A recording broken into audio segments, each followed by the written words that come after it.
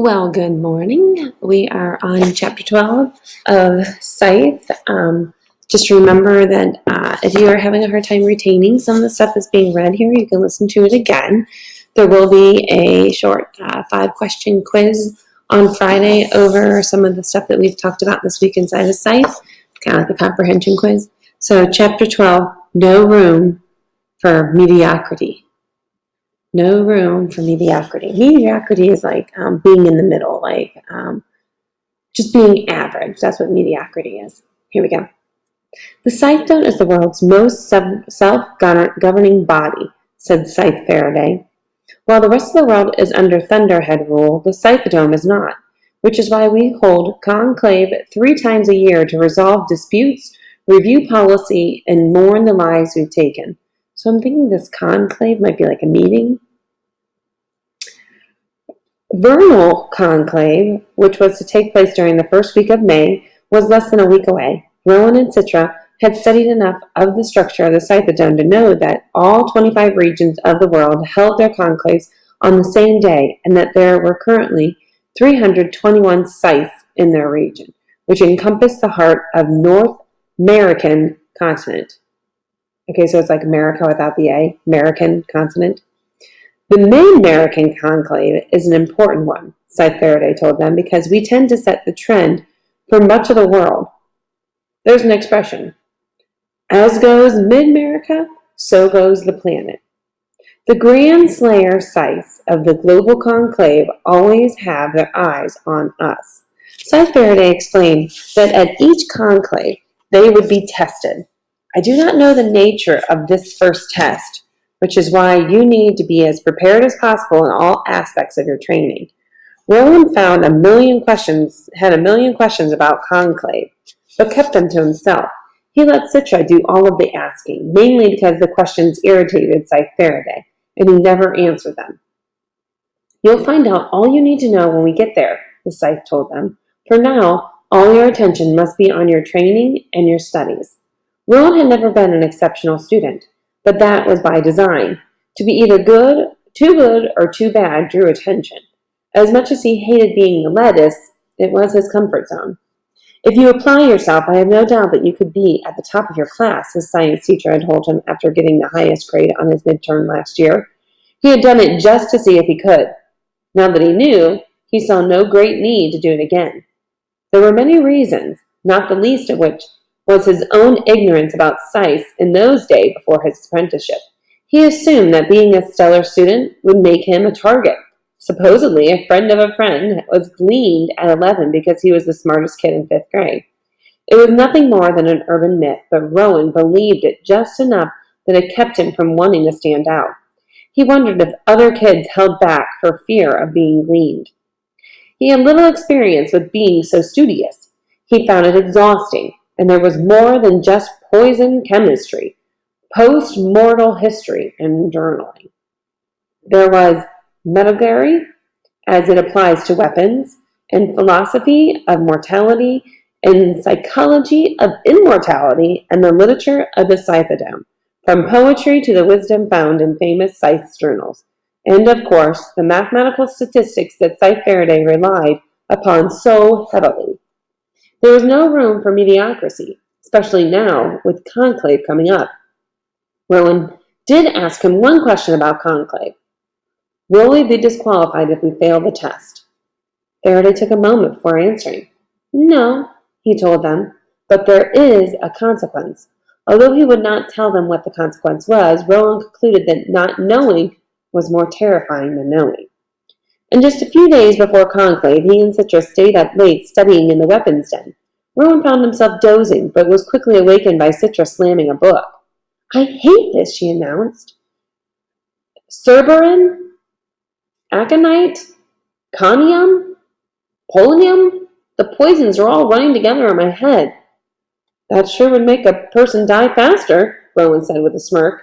She crossed her arms. Do you know your poisons? We're all supposed to know 40 by conclave, he pointed out. And do you know them? I will, he told her. What's the molecular formula of dondronitin? He wanted to ignore her, but found he couldn't back away from a challenge. Perhaps a bit of her competitive nature was rubbing off on him. C11, H17, N306. Wrong, she said, pointing her finger at him. It's 08, not 06. You fail.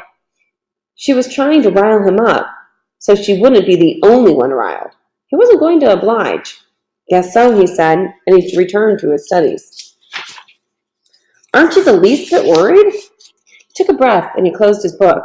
When Faraday first began teaching them, Rowan found the use of actual old-school books very off-putting, but over time he learned there was something very satisfying in the turning of pages, and as Citra had already discovered, the emotional catharsis of slamming a book shut. Of course I'm worried, but here's the way I look at it. We know they won't disqualify us, and we already know we can't be gleaned, and we'll have 2 more chances to make up for any screw-ups before one of us is chosen. Whatever the consequences of failing the first round of tests, if either of us fail, we'll deal with it. Citra slumped in her chair. I don't fail, she said, but didn't sound too convincing of it. There was this pouty look on her face that made Rowan want to smile, but he didn't because he knew that would infuriate her. He actually liked how she would get infuriated, but they had too much work to do to indulge in emotional distraction. Rowan put away his technology book and he pulled out his volumes on weapons identification. They were required to be able to identify 30 different weapons, how to yield them, and what in their detailed history. Rowan was more worried about them than the poisons. He spared a glance at Citra, who noticed the glance, and so he tried not to look at her again. Then out of nowhere, she said, I would miss you. He looked up, and she looked away. How do you mean? I mean that if disqualification was part of the rules, I'd miss having you around. He considered reaching out to take her hand, which rested gently on the table. But the table was big, and her hand was too far away for it to be anything other than insanely awkward. Then again, even if they sat closer, it would be an insane thing to do. But it's not part of the rules, he said, which means that no matter what, you're stuck with me for 8 more months. She grinned. Yeah, I'm sure you'll really be sick of you by then. It was the first time it occurred to Rowan that she might not hate him as much as he thought. She actually did. They're trying to develop a little bit of a love relationship here, I think, between these two. Here is the journal. The quota system has worked for over 200 years, and although it fluctuates region to region, it makes it crystal clear what each Scythe's responsibility to the world is. Of course, it's all based on averages.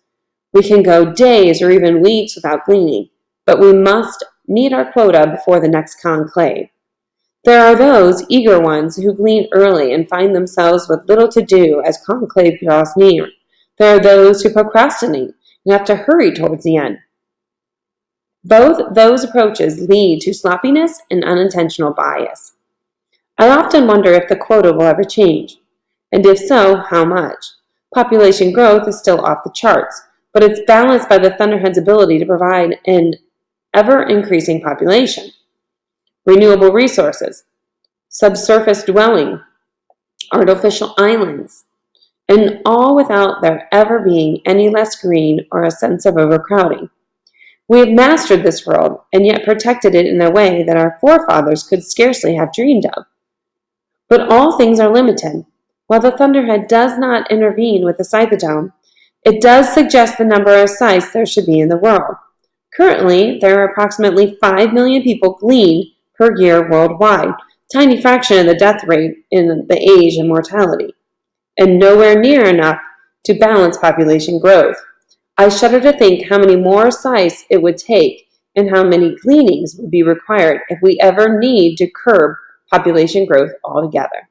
From the Gleaning Journal of H.S. Curry. Okay, that kind of makes me feel like they're foreshadowing a little bit there that maybe Citra and Rowan will both become scythes because the population is growing so large. Only one way to tell. Keep on reading the book. We'll hear about the conclave next time in chapter 13. Looks like they're going to it. The title is The Vernal Conclave. All right. Thanks for listening.